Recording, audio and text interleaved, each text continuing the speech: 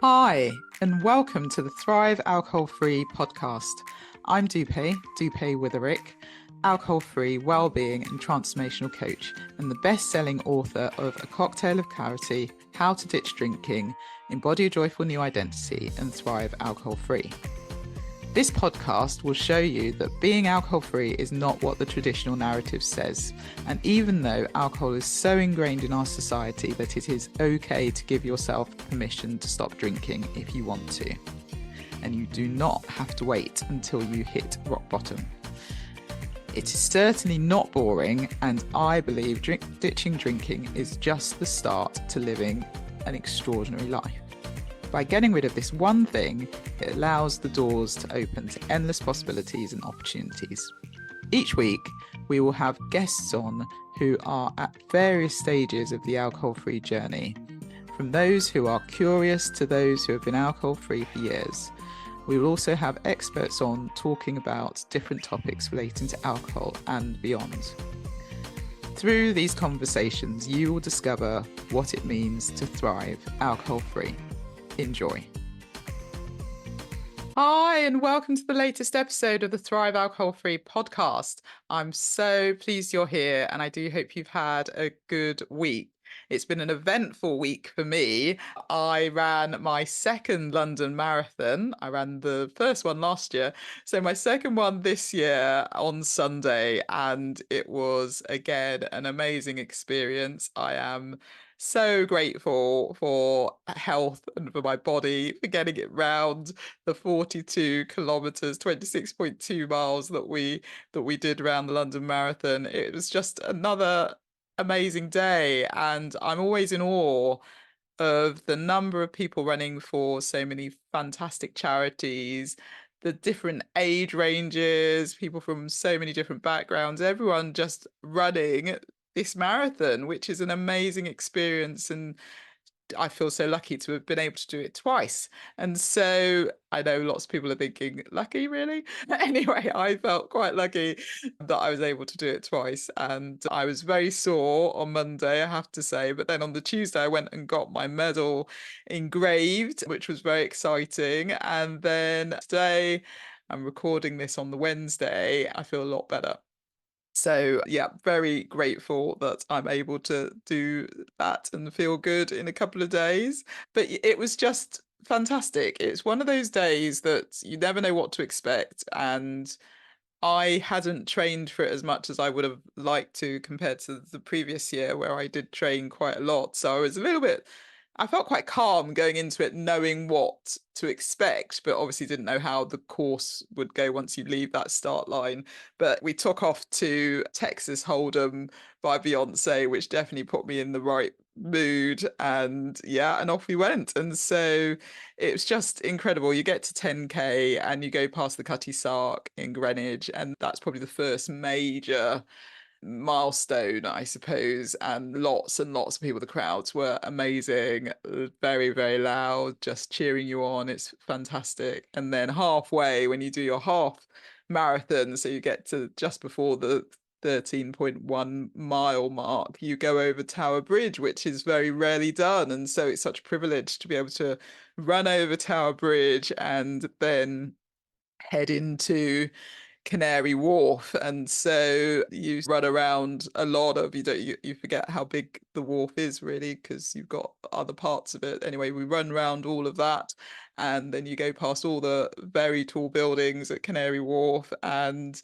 head back towards central London. And so it's a long old way running past the Tower of London, running up the embankment towards the Houses of Parliament. I have to say, my legs were getting very, very tired at this point, but you just keep going. I don't know how you keep going. I don't know where it comes from, but you keep going. And I was flagging, I have to say. I got towards Westminster House of Parliament. I knew that my husband and my daughter were supposed to be there, so I was looking out for them, and luckily I managed to see them and give them a big hug before I headed down towards Buckingham Palace. And I have to say, I've never been so grateful to see Buckingham Palace, knowing that you've only got a few hundred meters to go and then turning onto the mall and seeing the finish line, it was just, yeah, it's an incredible feeling getting to the end of it. So if you have done the marathon this week, or if you are planning on doing any sort of race, 5K, 10K, half marathon, or even just starting, which you never know where you'll get to with it, I encourage you, and I am so impressed with my fellow runners and the achievement that we did this week. And I have to say, for me, I can full-heartedly say I would not have been doing this if I hadn't taken a break from alcohol. And so I haven't run since school. So at school, I used to do 100 meters, 200 meters. I did a bit of long jump. I think I did some cross country, but not a huge amount. I certainly wasn't an endurance runner, but that's when I was running. So about 15, 16. And fast forward to 2021, I think it was February time, I decided to do a 10K program. So a few months after taking a break from alcohol in November 2020, started running a few months later, and I got the bug. And so I started by doing a 10K run, and then I did a 10K race. I did a virtual race. I did an in-person race, and then I did my first half marathon in 2022. In April, I did the London landmarks, which are for me all the best bits of London without having to do the whole marathon. And then I also did the Oxford half as well, so ran around my local city. And then in 2023, I did my first London marathon, my first marathon, and this was my second on Sunday. So I'm just, yeah, it's incredible. It's an incredible feeling, and I felt very proud of myself because although I didn't run it really fast, I'm not a speed runner at all when it comes to marathon, but I managed to run pretty much the whole way round. So I was really pleased with that, and I enjoyed it. I really made a conscious effort, and my thought was, don't be attached to the outcome, just enjoy it, go round. I was taking selfies and videos along the way, and if you go onto my Instagram, you can see some of those videos. And I just really took in London. And so I believe anyone can run a marathon if it's something that you're keen to do. The ballot for the London Marathon for next year, 2025, which is the 45th London Marathon, is open. And so maybe you fancy doing it and you think you can't. Trust me, you absolutely can. If you want some tips and some guidance, I'm absolutely happy to help give you some tips on it.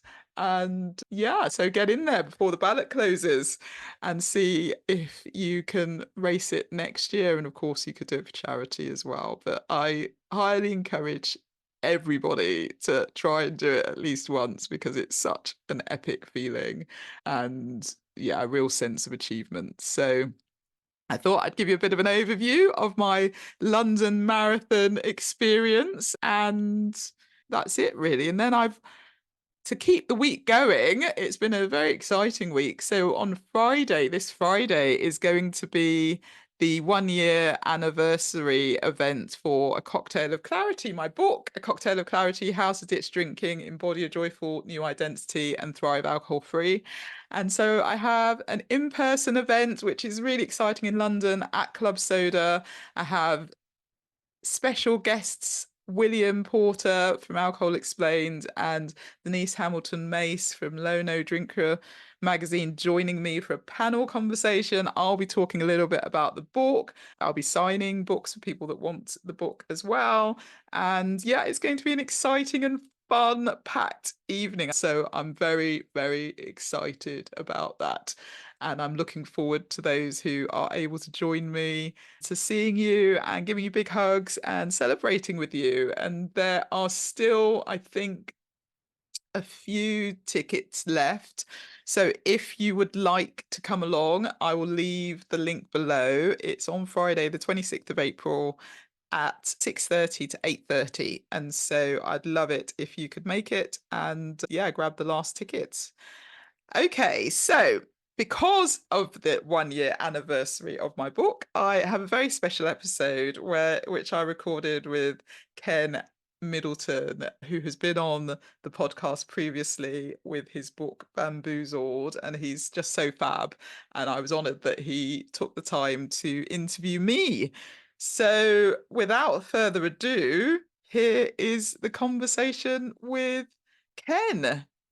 So I'm being interviewed. The tables have turned, and my good friend Ken Middleton is going to interview me about my book because it's 1 year since my book was published, and it's amazing. I can't quite believe that it's been a year, and the feedback I've got, and the people that have said it's helped them, and they're giving it to their clients, coaches are giving it to their clients, friends are giving it to friends. And it's just been incredible. So when I wrote the book, I was hoping it would help people, and it seems to be doing that. And I'm hoping it'll do much more, and it will get into the hands of more people, and it will be something that just helps change people's perspective when it comes to alcohol and help within this whole alcohol-free movement, which is absolutely growing. And you can absolutely sense that people are beginning to think differently about alcohol, which is fabulous, because when I stopped 3.5 years ago, it just wasn't really it was nowhere near as big as it is now. So it's exciting times. I'm delighted that Ken is here and he's taken the time to do this. It feels a little bit weird because I'm not used to answering questions. I'm used to asking the questions on this podcast. So we'll see how it goes, but hopefully you'll enjoy this episode. So I will pass it over to Ken. All right. Thank you so much, Dupe. I appreciate the opportunity. I was honored when you asked me to do this, and we got to make sure we let everyone know that this is an award-winning book that you wrote, right? Cocktail of Clarity. So do not undersell yourself. Absolutely. Oh, bless you. Thank you. The awesome stuff that you've built with Thrive Alcohol Free Podcast. Yeah, I know it's going to continue to grow. So let's jump into it from the very beginning, because I'm interested, Dupe, into when you actually just had the idea to write the book. Like, as you were going through your journey, as you were growing and learning and seeing all these changes, when did you go from, okay, I'm learning, I'm growing, I'm getting this good information, to I got to share this with the rest of the world? Yeah, and that's a great question. Thanks for starting with that. It's interesting because I know we're so similar. So I know that a lot of things I say, Ken is exactly this. Ken is the male version of me. So go get his book as well, Bamboozled. Absolutely. But we're very similar. And so when I stopped, I was only taking a break for 21 days. There was just the thought of not drinking for 3.5 years was just never on the cards. I had just got to the point I was a bit bored.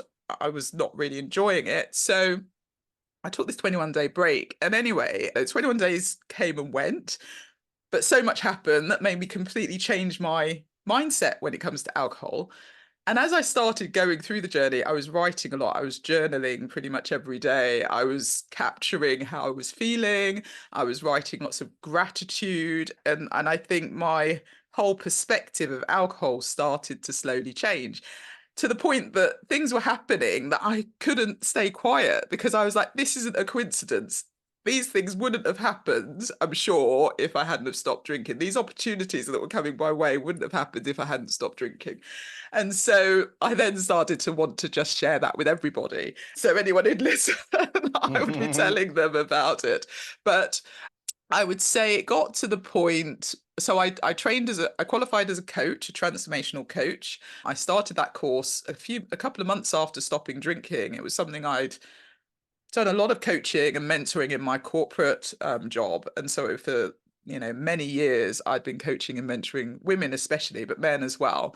And I always loved those courses. I'd go on these coaching courses, I'd meet the coaches, I'd see the energy and the life you could tell it was life-giving.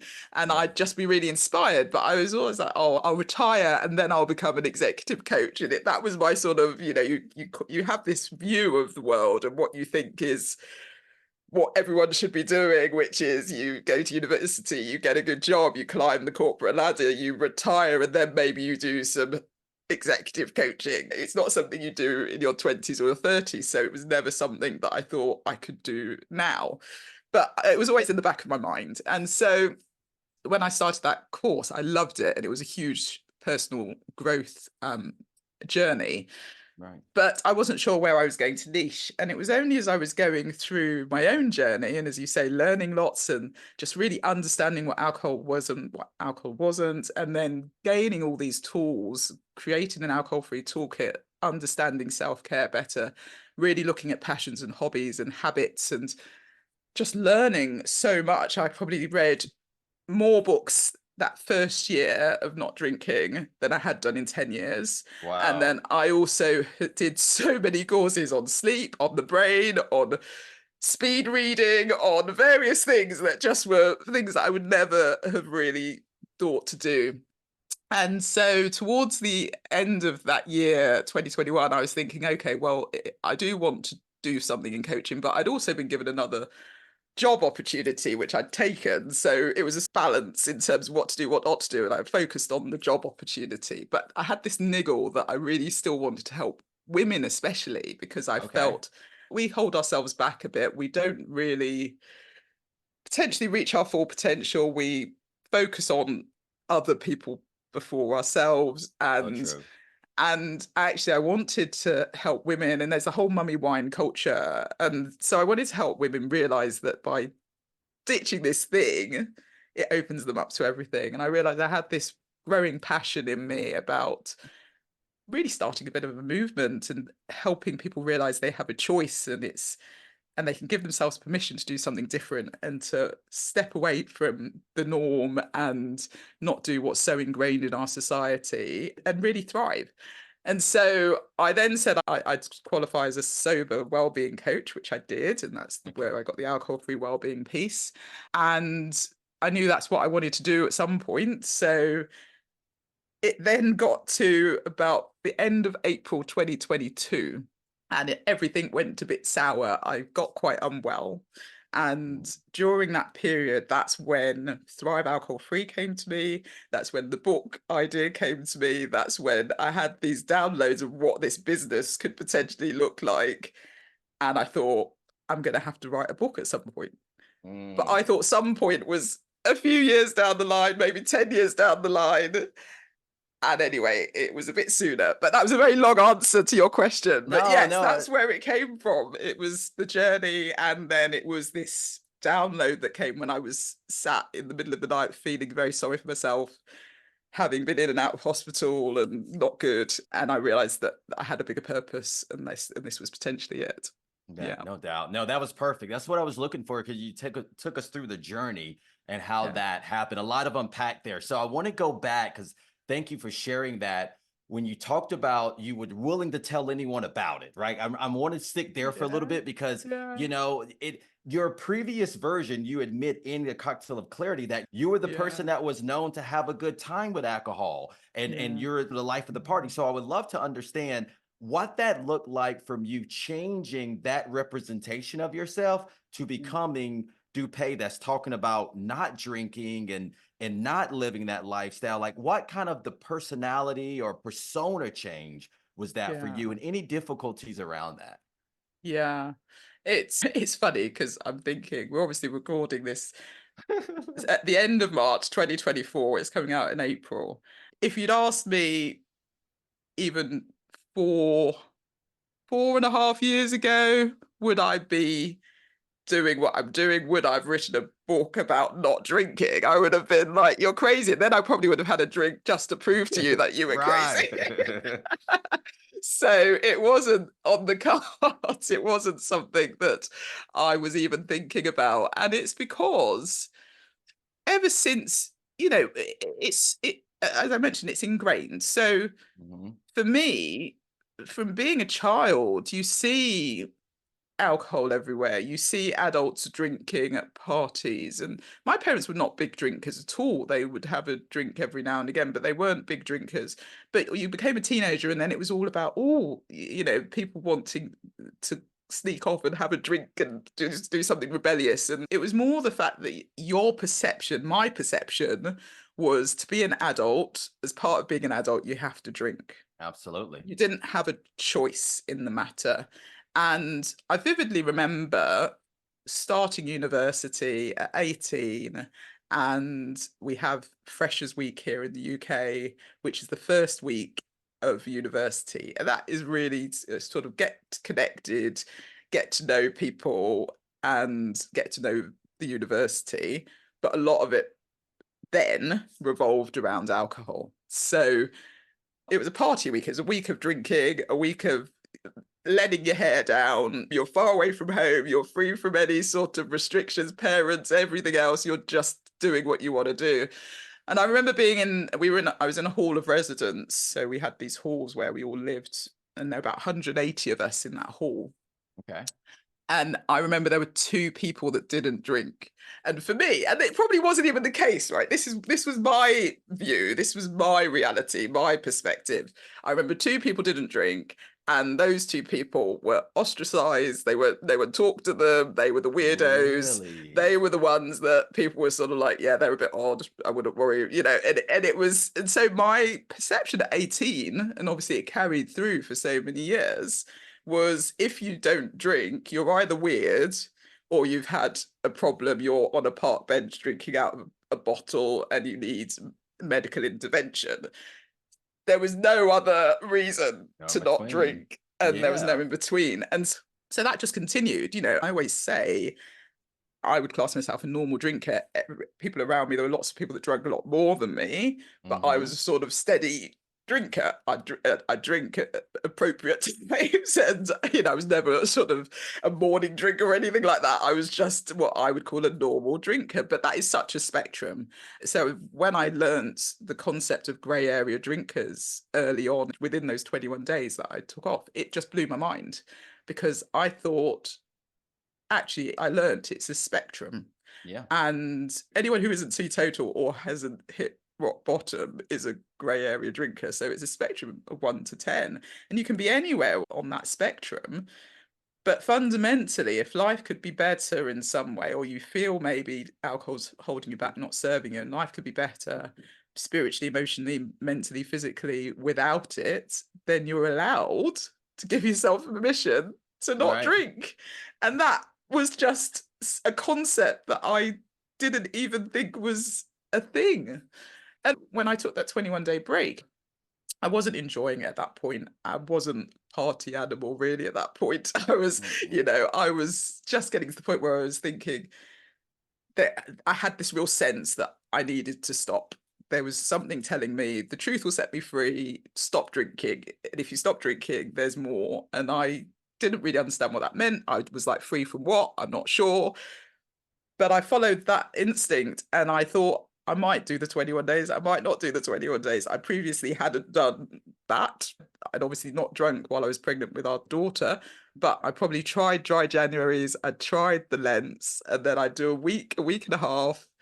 And invariably I'd think, well, it's the weekend, so I can drink on the weekend. Then you get to Monday and you think, well, why should I bother now? I've already failed. So you just give up.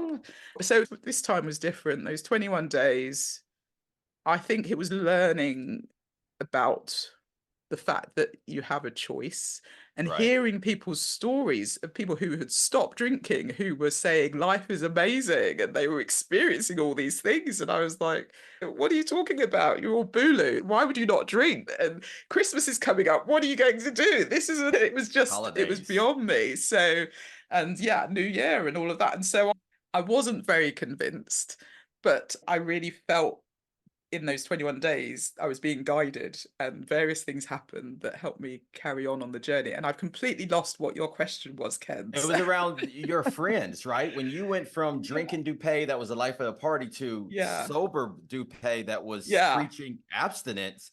How did they receive you? What So what was that like? Go ahead.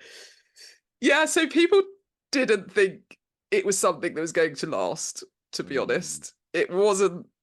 I didn't tell anyone at the beginning anyway. But then when I did start telling people, it was sort of like, well, you're not doing that forever, mm, or this is only a phase, or it wasn't.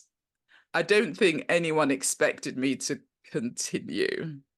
So it was more of a, oh, she's having a bit of a phase. And we've always been, you know, when we host, we like hosting dinners and various things. And so people come to our house and we'd cook lovely, you know, meals. And then it's always a gathering in our house, and people would, you know, we'd have everything on offer. Whatever you wanted to drink was there. That right. was, you know, we just love hospitality and looking after people. And so that was still on offer. I wasn't saying you can't drink. I wasn't saying anything, but I was not doing it. And my husband was still drinking. I should probably caveat it with this was a bit later because we were still in COVID times when I Okay. stopped drinking. So I had a few months really before we then really Oh, came out of that time. So I did have some time where we were in and out. We had different rules in the UK. So I think there was a time when you could meet one or two people, and then you couldn't meet anybody, and then it was just a bit of a mix of rules.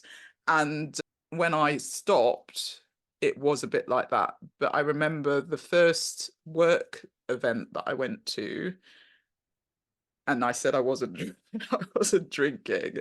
They instantly said, "Oh, did you have a problem in COVID?" mm, They didn't say it like that. They said someone said I had a friend. I have a friend who's really is now in rehab and is really gone down. So was that what's happened to you? It was all a yeah. bit hush hush. What's happened? And I was like, no, I've just decided not to drink. And then they were like, yeah, well, you're not going to do that for a long time. We know you. We know you. Mm, You're a gin and tonic person. You're a wine person. And we actually went to a GNT. steakhouse. I went to a steakhouse, so I would have had the red wine with my steak, and I didn't. And they were all like, "Are you sure?" And it did take a little bit of time, but I think it was easy because I think people underestimated. And when people underestimate me, I Rise to generally the want to prove occasion. them wrong. Absolutely, absolutely. Well, you made it happen. I mean, it was interesting that just that change of who you were before the party person to the person that's abstinence and preaching sobriety in some way. I know that could be hard. Let's talk about because I'm interested in regards to proving people wrong, the Kilimanjaro trip, because it seems like Yeah, in the book that was a big turning point for you in regards to knowing what you were capable of and then yeah. almost pushing you to say, let you try even greater heights. So, can you talk a little bit Mm. about that journey, how that related to you stopping drinking? Yeah, and funnily enough, funny enough, I remember it was a couple of years later, maybe even last year. So 3 years after I actually did this climb, it was for charity. So we raised a lot of Hmm. money and had children sponsors, and it was raising money for single mothers with babies to build houses for the homes for them, which was an amazing cause. And we managed to go to one of the projects before we climbed the mountain, so that really sort of fired me up and Mm. everything else. And but apparently, my husband only told me this a few years later. So I think it was last year. He said, "You know, people sponsored you, but they weren't expecting you to actually climb the mountain and do it." And I was Wow. like, "Wow, gosh!" Well, the reason is I don't camp, so I'm a 5-star hotel. Okay, fair. Well, you're like me then. four We're five like in a star bunch four of five ways. star hotel. I'm not sort of someone who's going to be in a tent and do all of that. So I think they thought probably more from that aspect. I hope from that aspect as opposed to the fitness aspect, because I've always been into fitness and all of that. But yeah, apparently they didn't think I'd survive the mountain. So, so again, proved them wrong. But Absolutely. it was interesting. I think I mentioned in the book about, and it made me laugh when I was writing it, about The Greatest Showman, and I want to sing Yeah. but I won't sing. And I remember watching that and just feeling, this was probably a couple of years before I climbed. When did it come out? I don't know, 2018, 2019 when I watched it. And I just remember thinking, where are my dreams gone? Why is it, he had the most audacious dream of creating something that hadn't been done before, creating Right. this circus and putting something out there that was so beyond what people had seen. And he went from nothing to this amazing person. Then obviously it all went, and then he came back. But it was, I don't know, I got quite emotional about it. And Right. I was thinking, why don't I have that passion? I felt I was just going through the motions Mm. with things. I wasn't really, life was good. Life wasn't bad. And this is what I always say, it wasn't like prior to drinking, I was in a bad place. I had a lovely home, lovely family, went on nice holidays, we did lots of trips. We went to the theatre. There was nothing. If you looked at me, I had a really good job. To the outside world, it was all fine. And to me, it was all fine. But I watched that film and had this real sense of there is more. There's something I'm not Right. doing or reaching. I'm not feeling that passion for anything. And then the opportunity to climb Kilimanjaro came along, and I thought, I'm going to do this. I'm going to Mm-hmm. do something that is completely beyond my comfort zone, that I don't know if I'll actually be able to do it, but I'm going to just try and do something, and just having something to look forward to like that. And the unknown and the unexpected and the excitement about, gosh, I'm doing so. And I'd say to people I'm doing it. And I remember someone at my daughter's school, I think it was a teacher, came up to me and she said, your daughter's saying that you're climbing Kilimanjaro. Has she watched something on telly, or what is she talking about? There's no way you're doing that. You're not doing that, are you? And I said, Right. yeah, I am. They were like, no, you're climbing. And obviously I don't, uh, yeah, I'm probably, I'm not someone who shouts things from the rooftop other than being alcohol free.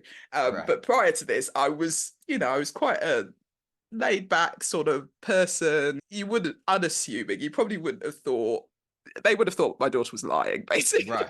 Right. So I was like, yeah, I'm doing that. And I could tell that they were sort of like, oh wow, okay, all right, good for you. But again, thinking, are you actually going to do that? Is that, is that the case? Um, and so I trained for it, and I did it with a friend, and she was amazing. The two of us, we spent every week, we're in the Chiltern Hills in Oxfordshire, so we've got lots of hills and little hills and not nowhere near mountains, but it was good for good training ground. So we do these hikes early in the morning for hours and build it up as we went. And so by the time we were going off, and then we had to get all this kit, and I'm like, oh my goodness, I don't even know what half this kit is. And Right. you sort of rock up at the airport and you meet a group of 32 of us who did it. You don't know them at all, and by the end of it, we were all best buddies, and we've all gone on this journey together. But it was the most unexpected thing, I think. And it was the month before I turned 40, which is the reason I did it. So I summited on the 5th of March 2020. And it was my 40th in April. And I had a big plan for the 40th. It was going to be a big party in New York that didn't happen. And so I'm really pleased I managed to do it. And I always say I climbed a mountain, came down, and the world changed. And it did, because a week later, we were in lockdown, Shut and down. that was it. But that experience for me made me realize, one, I'm more capable than I give myself credit for. Right. Two, if I can climb a mountain, I could pretty much do anything, the tallest freestanding mountain in the world. And three, there is so much more. Just looking Yeah. around, and I took so many photos. I learned a bit of Swahili. I could feel myself just really in the moment. It was like this person that it was so freeing. I allowed myself to just absorb everything and Mm-hmm. take it all in. The Wednesday morning, I remember waking up feeling really rubbish. And Right. so this is probably the day 3 on the mountain. And I don't know what it was. I just felt a bit down. And I think Mm-hmm. I spilt my water in my bag, and nothing was going well. Right. And someone turned around and said, you've got to keep smiling. You've been the energy. We can't lose that. You've got to keep it up. And we did this long hike, and it was one of the longest hikes along what's like a desert plain. And I remember just putting my headphones in, not really talking to anyone. It was me and my friend, and we'd been walking with everyone else prior to that. And two of us just walked with the guide. And it was the most incredible experience. I put my headphones on, and I just thought, I'm just going to get out of this funk, whatever it is and actually, I think that was the turning point for me, that I thought I can be high energy. I can be Mm-hmm. this person that does like incredible things.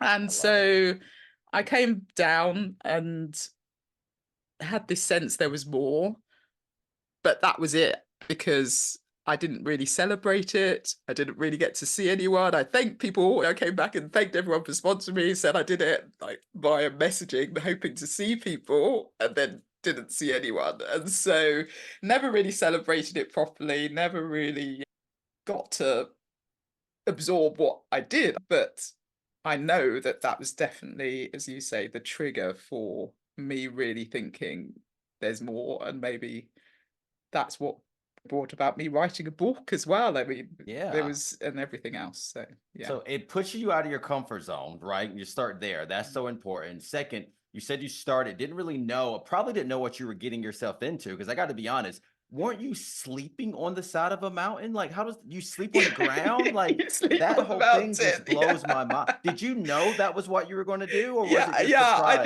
I knew we'd be camping at various people. Uh, It was 6 days, and you camp throughout. People tell you what you're doing, but you don't right. actually know. And the first day is the shortest hike walk to the camp, and so it probably took a couple of hours, 2 or 3 hours when we did that. But then it decided to pour with Oh my rain, goodness. and so the first full day we woke up. We'd had a whole night in this tent with rain just coming down, heavy rain, and then the first morning of the proper walk, we were all in our Drenched. raincoats, just thinking, what the hell are we doing? But yeah, we were camping. I think you underestimate what is involved. I'm glad we trained a little bit for it. And as I said, I regularly did strength training and hit training anyway. So I was quite fit. But there were people who hadn't trained for it or hadn't really Ooh, appreciated what it was, and they only started training a few weeks before, a month before. And I remember one lady specifically saying to me afterwards, I took all these photos and videos and then shared it with the group so they had access. But one lady said to me, I can't believe how many beautiful photos you took and how much you really took in. She said, I only looked at my feet and the feet of the guide ahead of me the whole time. I didn't see anything. I didn't see it. Jesus. And she was like, I really regret that now because I was obviously not in the moment. I didn't allow No. myself to. And I felt really bad because there was so much to take in. It was just this incredible. You went through different seasons. Obviously, you start at the bottom and it's like a jungly type thing and it's warm. And then obviously you get to the top and it's like minus 20 something and it's Freezing. blizzard and it's deep snow. And yeah, it is amazing. Yeah. And the thing about it, you did it all while you were not drinking at all. So just a great testament to Yeah. your ability to be in it, clear Yeah. minded, and it Yeah. really take it in without that external outside effect, like Yeah. dumbing that down a little bit. So Yeah, and I think that's you're absolutely right. And I hadn't really thought about it, but I think you're right. Those 6 days, you're not drinking on the mountain. yeah, But ironically, as soon as I came down, I was like, right, to celebrate, I need a glass of fizz. That was yeah, me. which is natural, which is natural. Let me ask you this, because the next question I think is very important because you were in a unique situation and I wasn't in. So I would love to understand when you stopped drinking, your husband didn't at the time. So I would love to know, Mm, hear a little bit more about what that was like for you. I was fortunate because my wife did it with me the same day. What was it yeah, like for you and your husband to navigate that? And then, of course, eventually he did end up stopping drinking. I would love to yeah, understand how that came about as well. yeah, yeah. So I was lucky because I joined a group and they said to me, you just need to make it a non-negotiable. At the beginning, for the 21 days, I was adamant I was just going to not drink. And so for Hmm. those 21 days, I thought I want to see what it's like. But I remember probably a couple of weeks in starting to notice that his idea of an evening was to go to watch telly and have a glass of something. And I Hmm. wasn't doing that. And I thought, I don't actually want to do that. So I was taking myself off to bed and reading, going to sleep. And I could tell I was just I probably tried to avoid the situation a little bit. And then I remember our daughter and I were messing about and having lots of fun. And I can't remember what we were doing, but he was just so disinterested. And I started to think, hold on a minute, is that alcohol? Is it the fact that alcohol does sort of give you that general flatness, and we talk about it numbing our negative emotions, Hmm. but what we don't actually realize, it's also numbing our positive emotions. Numbs So you're everything. just generally on this meh level. And I hadn't noticed it. Obviously, I hadn't noticed it until then. And I was thinking he just wasn't really as fun as we were. And I was having the best time. And then I started, as I said, doing courses and reading lots and just learning, and started to think, oh gosh, am I getting to the point, I was worried. I'm doing all this stuff and I'm seeing all these benefits, and he just wasn't ready to listen. And it's what I say, you have to be ready to do this. You were so lucky with your wife that she was willing and ready to do it, but you can't Mm, force anybody to mm-mm. take a break. Can't force anyone to stop. They need to do it in their own time. And so what I say is, if you decide to do this, if someone's listening and thinking they want to do this and they're worried about their partner, just think about why you're doing it, and know that you're doing it for you. You shouldn't be doing it for anybody else. And then you also want to make it an absolute non-negotiable. So whatever, if you say you're taking a break for 21 days, that's non-negotiable. And whatever happens, you keep going back to that why, and you keep going back to it being a non-negotiable, and allow yourself to do it. Because just by taking that break for whatever time, you've kept a promise to yourself. And I think a lot of people try to moderate and try to say, I'm going to moderate and I'm fine moderating. But I'd ask the question, if you're fine moderating, excellent, but why don't you test that out? Mm-hmm. If you say, right, my moderation is I'm only going to drink at weekends and I'll have a glass of wine on a Wednesday. Test it out. Can you actually do it? If Right. you can, fine, you can moderate. If you find actually on the Tuesday you have a shitty day at work and you want to reach for a drink and you do, well, you've broken your promise to yourself. And the more you do that, that's where we lack in self-esteem. That's where our confidence goes. Because when you keep breaking promises to yourself, that's when you realize I'm not living in alignment. I'm not living in my authenticity. And so a lot of people say to me, yeah, I can moderate, but really, no, Yeah. No. can't. Yeah. Try Um, to. and it's not worth it either. Anyway, I digress. With my husband, I think I just got to the point where I was enjoying myself so much. I was growing, I was learning, I started running, I started doing yoga, I discovered community. I was really just doing my own thing. And I think it started rubbing up off on him, because he was thinking, hold on a minute, right? In a year, she's done X, Y, and Z. In 2 years, she's gone through this and that and that. There's something here, there's some correlation. And he decided about a week after I celebrated 2 years alcohol free, he was going to stop. Mm.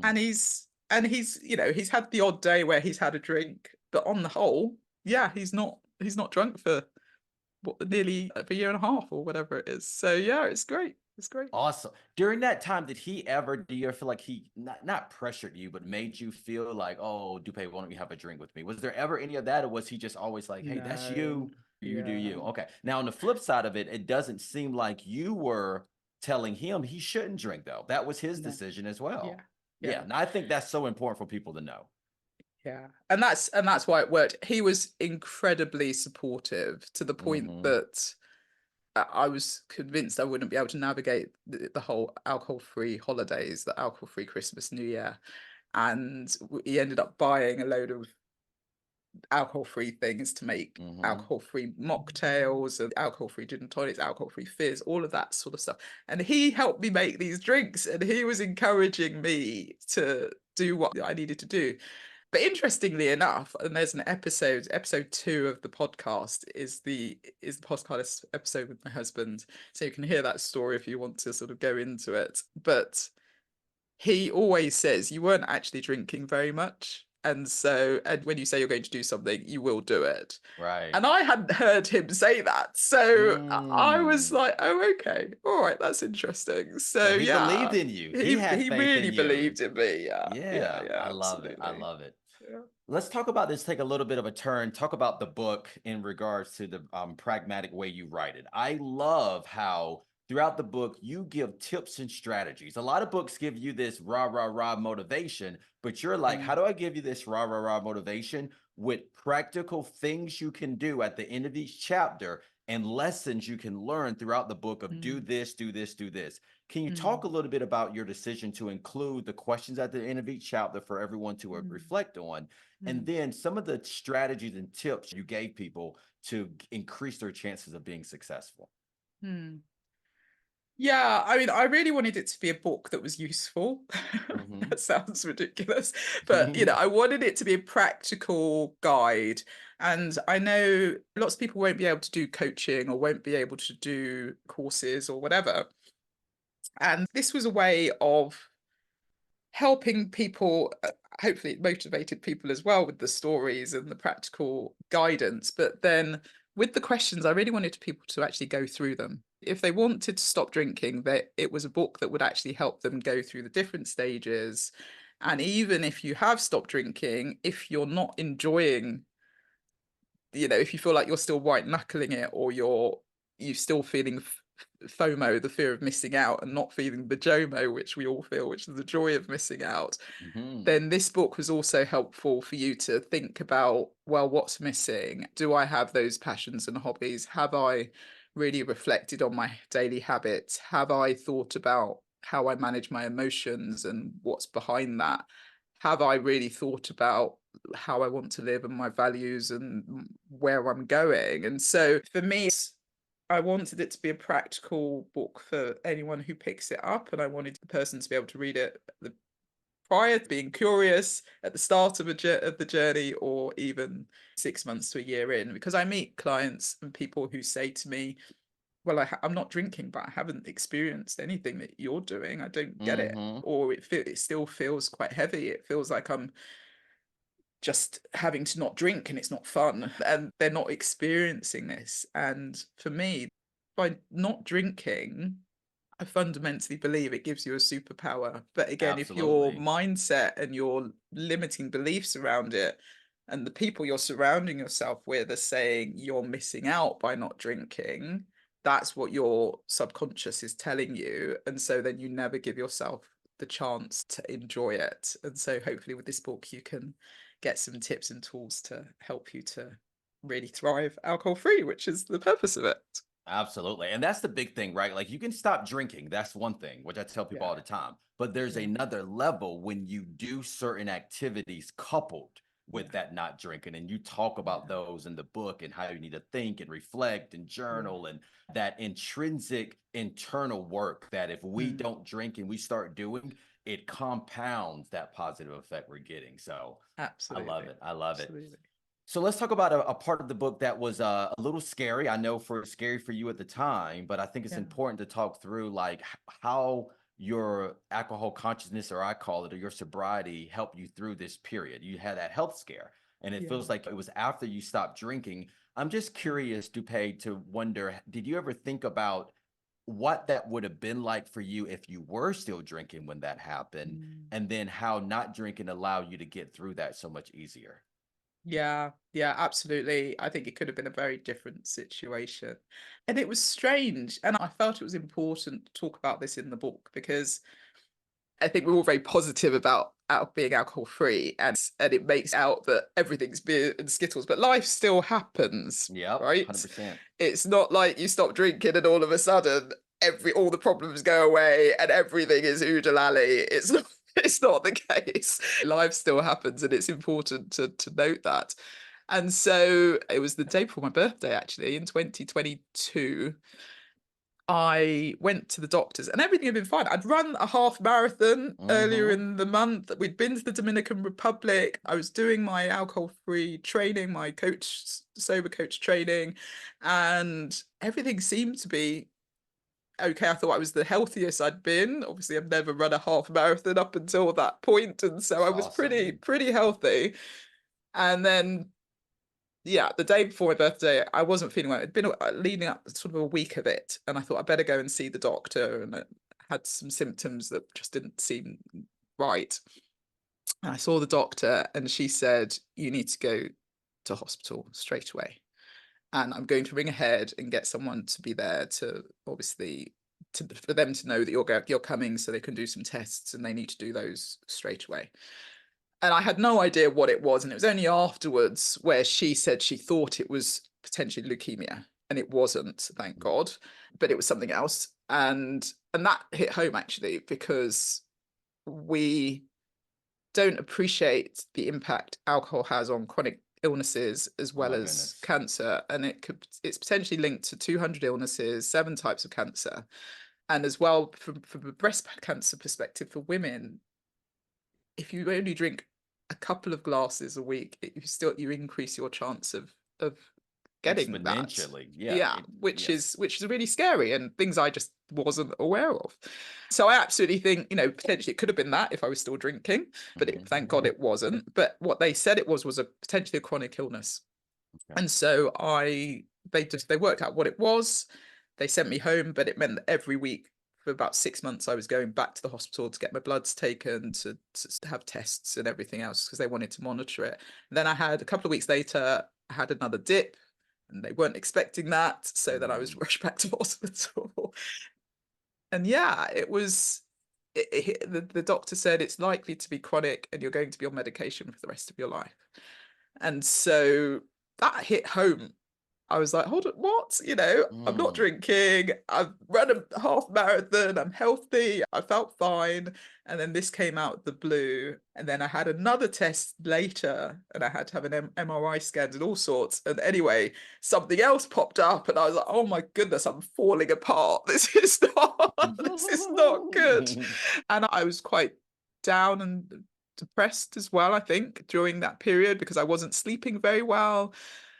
And I remember reading a book and just escaping with this book, and it was called Believe Bigger by Marshawn Evans Daniels. And I read this book, and it was all about when things happen that are negative, it's probably stepping you into something greater, and there's something on the other side of it. And anyway, she had lots of journaling prompts and various things. And throughout going through that book, and I was reading it like 2 a.m, 3 a.m because I couldn't sleep, that's when I suddenly thought about purpose and what was I really here for, and do I want to do more than what I'm doing? And that's where Thrive Alcohol Free came from. So that was where the business idea came from. That's where what do I want to do in that business came from. Yeah, I wrote down things like a book, I wrote down retreat, I wrote down coaching women and helping with thousands of women. I wrote all of this in my journal. And yeah, and luckily about 5 6 months later I got the all clear, and they said they can't believe that it's not actually chronic and that I'm not going to be on medication. They couldn't quite believe how it's fixed itself. And I'm sure I was doing yoga every day from like January of 2021. I've done yoga every day since then. I think tools like breathing, yoga, meditating, running. When I could run, I was up and running. I needed to get out, and I wasn't running anywhere near as I was, but just being able to move my body and mentally as well as physically just keep myself going. Right. I think that really helped. But a lot of those tools were things I'd learned by becoming alcohol free. So yeah, without it, I don't know. It could have been a Exactly. very different story. But Yeah. I'm grateful and thank God I'm fine. I'm fine now. So yeah. I love it. It brings us full circle, right? So it's like you learn from you becoming sober and going through that, you learn so much. You have this health scare, which is, I can't even imagine how that felt for you, but put you in Yeah. a dark place, if you will.